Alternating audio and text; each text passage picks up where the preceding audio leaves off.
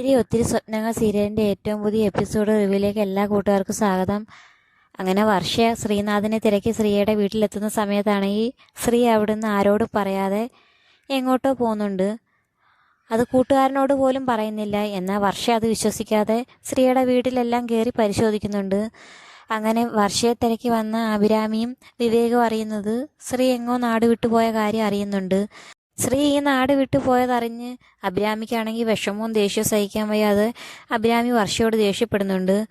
ഞാൻ തന്നോട് അന്നേരെ പറഞ്ഞല്ലേ ശ്രീയെ വിഷമിപ്പിക്കാനായിട്ട് ഇങ്ങോട്ട് വരണ്ട. സ്ത്രീക്കൊട്ടും വയ്യാതിരിക്കുവാണ്. തന്നെ കണ്ടു കഴിഞ്ഞാൽ ഒട്ടും ശരിയായില്ല. സ്ത്രീക്കാണെങ്കിൽ ഒന്നാമത് ആക്സിഡൻറ്റ് കഴിഞ്ഞ് ചെറിയ പ്രശ്നങ്ങളുള്ളതാണ്. അതുകൊണ്ടാണ് താൻ സ്ത്രീയെ കാണാൻ ഇങ്ങോട്ട് വരരുതെന്ന് ഞാൻ ഒരുപാട് പ്രാവശ്യം തന്നോട് പറഞ്ഞതല്ലേ. എന്നിട്ടും താൻ അത് കേൾക്കാതെ വന്നു. അതുകൊണ്ട് സ്ത്രീ ഇപ്പം എങ്ങോട്ടോ പോയി.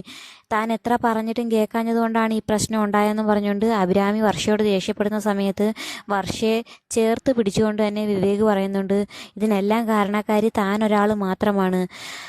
തൻ്റെ പുതിയ ക്ലയൻറ്റ് ശ്രീനാഥാണെന്ന് അറിഞ്ഞ ആ സമയം തന്നെ താൻ എന്നോടോ വർഷയോടെ കാര്യം പറഞ്ഞായിരുന്നെങ്കിൽ ഇത്രയും വലിയ പ്രശ്നങ്ങളൊന്നും ഉണ്ടാകില്ലായിരുന്നു. താൻ അത് മറച്ചു വെച്ചെന്ന് മാത്രമല്ല, ശ്രീനാഥ് എന്ന പേര് പോലും മാറ്റി ശ്രീജിത്ത് എന്നാക്കി ആരോടും പറയാതെ രഹസ്യമാക്കി വെച്ച്. അങ്ങനെ പെട്ടെന്നൊരു സുപ്രഭാതി ഇതുപോലുള്ള കാര്യങ്ങളെല്ലാം അറിഞ്ഞ വർഷയാണെങ്കിൽ ആര് ചെയ്യുന്നത് തന്നെ ചെയ്തിട്ടുള്ളൂ. വർഷ വന്നിട്ടല്ല അയാൾ ആകെ തകർന്നു പോയത്. താനാണെങ്കിൽ എല്ലാ കാര്യവും മറച്ചു വെച്ചെന്ന് മാത്രമല്ല, ഞാനും വർഷയും കൂടി സ്നേഹത്തിലായിരിക്കുന്നത് താൻ ശ്രീയെ കാണിച്ചു നൽകുകയും ചെയ്തു. അതുകൊണ്ടാണ് ശ്രീ ആകെ തകർന്നു പോയത്. അല്ലാതെ വർഷ ഇന്നലെ വന്നതുകൊണ്ടല്ല ശ്രീ തകർന്നു പോയെന്നും പറഞ്ഞുകൊണ്ട് അഭിരാമിയെ നല്ല വഴക്ക് വിവേക് നൽകുന്നുണ്ട്.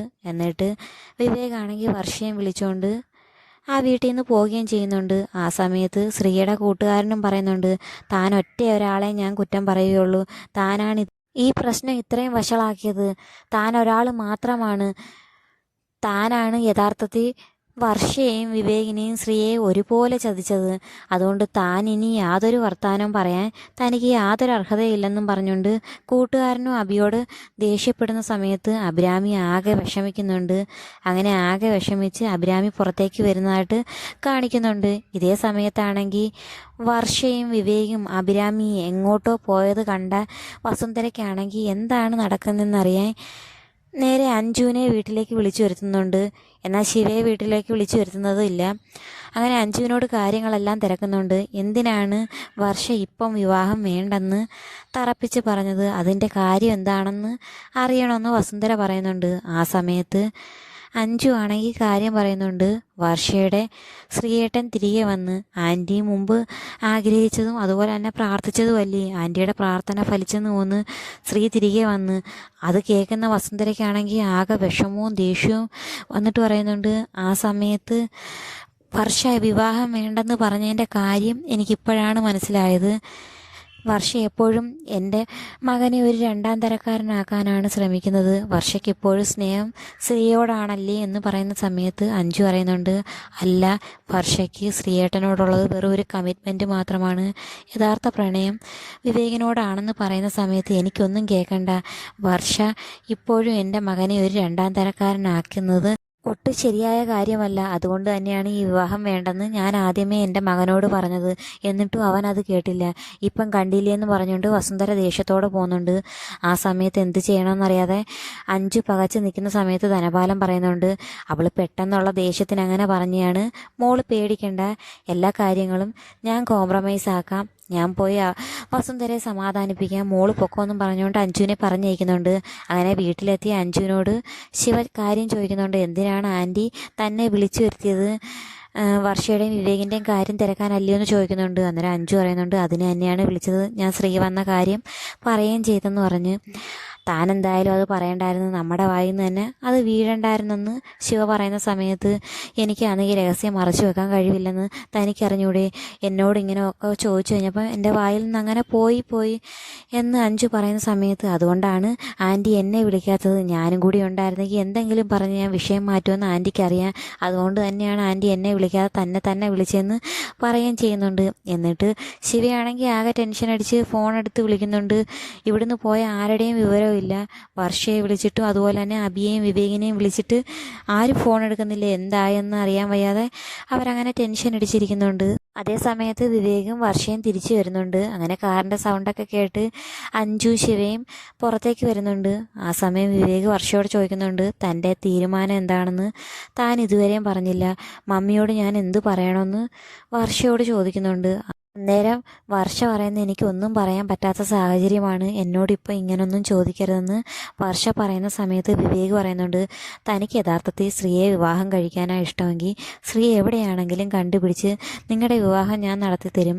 അതുപോലെ തന്നെ യാതൊരു ശല്യവും ചെയ്യാതെ ഞാൻ ഒഴിഞ്ഞു മാറാം. പക്ഷെ തൻ്റെ തീരുമാനം എന്താണെന്ന് അറിഞ്ഞെങ്കിൽ മാത്രമേ എന്തെങ്കിലും ചെയ്യാൻ സാധിക്കുകയുള്ളൂ എന്ന് വിവേക് പറയുന്നുണ്ട്.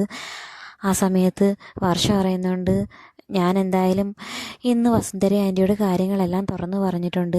ഇത്രയും പെട്ടെന്ന് വിവാഹം നടത്തുന്നതിന് എനിക്ക് താല്പര്യമില്ലെന്ന് പറഞ്ഞ്, പക്ഷെ ശ്രീയേട്ടൻ്റെ കാര്യം ഞാൻ പറഞ്ഞില്ല.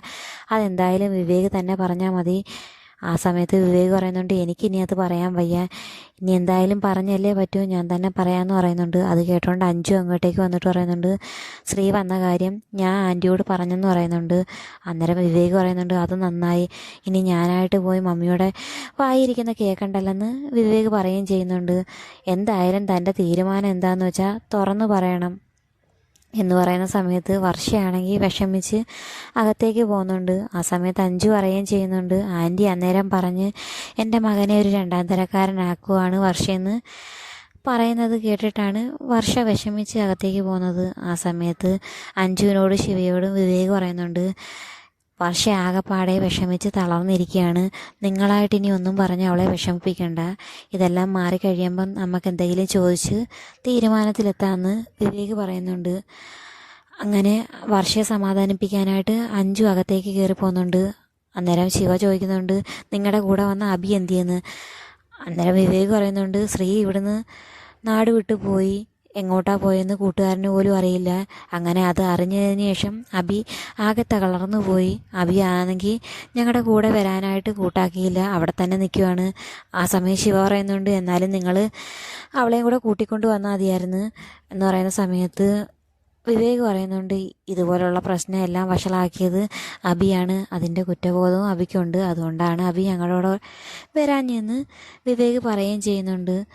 അങ്ങനെ അകത്തേക്ക് ചെല്ലുന്ന അഞ്ജു ആണെങ്കിൽ വർഷയോട് ചോദിക്കുന്നുണ്ട് സ്ത്രീയെ കണ്ടിട്ട് എന്തു പറഞ്ഞെന്ന് ചോദിക്കുന്ന സമയത്ത് വർഷ വിഷമിച്ചിരിക്കുന്ന കണ്ടിട്ട് ശിവ അങ്ങോട്ട് കയറി വന്നിട്ട് പറയുന്നുണ്ട് ഇവരാരും സ്ത്രീയെ കണ്ടില്ല, സ്ത്രീ എങ്ങോട്ടോ പോയി, സ്ത്രീയെ എന്തായാലും ഉറപ്പായും വിവേക് എത്രയും പെട്ടെന്ന് കണ്ടുപിടിക്കും. അന്നേരം അഞ്ജു ചോദിക്കുന്നുണ്ട് അങ്ങനെ വിവേക് സ്ത്രീയെ കണ്ടുപിടിക്കുമെങ്കിൽ ഇവർ രണ്ടുപേരും കൂടി വന്നാൽ താൻ ആരെ സ്വീകരിക്കുമെന്ന് തുറന്നങ്ങ് പറയണം. തനിക്ക് സ്ത്രീയെ വിവാഹം കഴിക്കാനാണ് ഇഷ്ടമെങ്കിൽ വിവേകിനോടൊന്ന് ഇങ്ങ് തുറന്നു പറയണം. ആരെ വിവാഹം കഴിക്കാനാണ് ഇഷ്ടമെങ്കിലും അവരോട് തുറന്നു പറഞ്ഞ് മറ്റേയാളെ ഒഴിവാക്കാതിരിക്കുന്നത് ഒട്ടും ശരിയല്ലെന്ന് എല്ലാവരും പറയുന്നുണ്ട്. ഈ സമയത്ത് അഞ്ജു ശിവയാണെങ്കിൽ അഭിരാമി വരാതെ ടെൻഷൻ അടിച്ചിരിക്കുന്നുണ്ട്. ശിവയ്ക്കാണെങ്കിൽ അഭിരാമിയെ വിവേകം വർഷം അവിടെ തനിച്ചാക്കി വന്നത് ഒട്ടും ഇഷ്ടപ്പെട്ടില്ല. ഇനി അഭി എന്തെടുക്കുന്നു, അഭി എവിടെ പോയി കാണുമെന്ന് ടെൻഷൻ അടിക്കുന്ന സമയത്ത് അഞ്ജു പറയുന്നുണ്ട് അഭിരാമി കൊച്ചു കുഞ്ഞൊന്നും അല്ലല്ലേ, അവൾ വേണമെങ്കിൽ തനിയെ വീട്ടിൽ വരും, വിഷമമൊക്കെ മാറുമ്പം തനിയെ വരും, അവളാണ് ഈ പ്രശ്നമെല്ലാം ഇത്രയും വഷളാക്കിയത്. ആ സമയത്ത് അഭിരാമി ഇതെല്ലാം കേട്ടുകൊണ്ട് വന്ന് പുറത്ത് നിൽപ്പുണ്ട്. അന്നേരം അഞ്ജു പറയുന്നുണ്ട് നമ്മുടെ ഒരു ഫ്രണ്ടിനെ ചതിച്ചുകൊണ്ടാണ് അവൾ ഈ പ്രശ്നങ്ങളെല്ലാം ഉണ്ടാക്കിയത്, അവൾ എന്തെല്ലാം കള്ളങ്ങളാണ് നമ്മുടെ കൂടെ പറഞ്ഞത്, ഓരോ കള്ളങ്ങളും പറഞ്ഞിട്ട് അവൾ ഇതുപോലൊരു ചതിവാണ് ചെയ്യുന്നതെന്ന് നമ്മൾ ആരും അറിഞ്ഞോ. അവൾ ചെയ്തത് ഒട്ടും ശരിയായില്ലെങ്കിലും ഇനി അവളെ ആരും കുറ്റപ്പെടുത്തരുത്, അവളുടെ ജീവിതത്തിൽ ഒരുപാട് ദുഃഖങ്ങളും വിഷമങ്ങളും ഉണ്ട്, വീട്ടുകാർ പോലും ഒറ്റപ്പെടുത്തി, അവൾക്ക് ചില മാനസിക പ്രശ്നങ്ങളും ഉണ്ട്, അതെല്ലാം തനിക്കറിയാവുന്നതല്ലേ എന്ന് ശിവ അഞ്ജുവിനോട് പറഞ്ഞ് മനസ്സിലാക്കുന്നുണ്ട്. അഞ്ജു പറയുന്നുണ്ട് വീട്ടുകാരൊറ്റപ്പെടുത്തിയത് മിക്കവാറും അവളുടെ ഇതുപോലുള്ള സ്വഭാവം കാരണമായിരിക്കും, ഇവളുടെ കാര്യം മാത്രമല്ലേ നമുക്കറിയാവൂ, വീട്ടുകാരുടെ ഭാഗത്തുനിന്ന് ചിന്തിക്കുമ്പം അത് ചില കാര്യങ്ങൾ കാണുമെന്ന് അഞ്ജു പറയുന്നത് പുറത്ത് നിന്ന് അഭിരാമി കേൾക്കുന്ന സമയത്ത് അഭിരാമിക്ക് ആകെ വിഷമമാവുന്നുണ്ട്. എല്ലാവരും അഭിരാമി ഒറ്റപ്പെടുത്തുന്നത് കാരണം അഭിരാമി ആകെ വിഷമിച്ച് പുറത്ത് നിൽക്കുന്നതായിട്ട് കാണിച്ചുകൊണ്ടാണ് ഇന്നത്തെ എപ്പിസോഡ് അവസാനിക്കുന്നത്. അപ്പോൾ വീഡിയോ ഇഷ്ടമായ ചാനൽ സബ്സ്ക്രൈബ് ചെയ്യാനും സപ്പോർട്ട് ചെയ്യാനും മറക്കല്ലേ കൂട്ടുകാരെ.